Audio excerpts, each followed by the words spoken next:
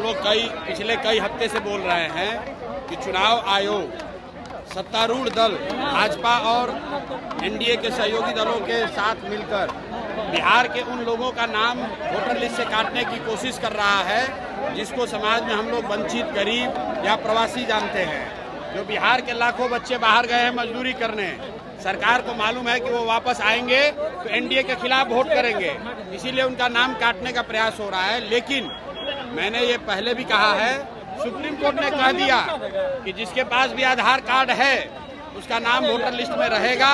चुनाव आयोग को नागरिकता तय करने का कोई अधिकार नहीं है।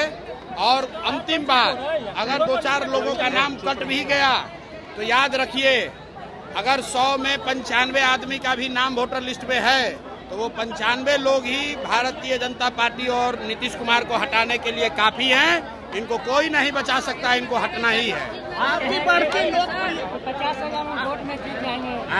50,000 वोट में आप कौन 50,000 खत्म क्यों करें? आपकी बढ़ती लोकप्रियता को लेकर मुंगेर में आपके कार्यक्रम और आपके सभा को परमिशन। अरे भैया, सभा को परमिशन की जरूरत नहीं है। लोगों को किस परमिशन की जरूरत है? ये हमारी लोकप्रियता नहीं है, ये लोगों की ताकत है। प्रशांत किशोर जामवंत हैं और जनता हनुमान है। अपनी ताकत भूल गई थी। आप देख रहे हैं कि जन स्वराज आया तो 400 रुपया का पेंशन जो 20 बरिस से नहीं बढ़ रहा था वो बढ़ के 1100 हो गया। आशा दीदी लोग का मानदेय बढ़ गया, रसोईया का वेतन डबल हो गया और डोमिसाइल लागू करने जा रहे हैं। ये दिखाता है कि लोकतंत्र में अगर बढ़िया विकल्प होगा तो आप अंदाजा लगाइए बिहार के लोगों का कितना बड़ा फायदा होने वाला है। इसलिए नीतीश कुमार चाहे कुछ भी कर ले, अब उनका जान बचने वाला नहीं है। जनता बिल्कुल तैयार बैठी है नया विकल्प बनाने के लिए। अमित शाह डोमिसाइल नीति पर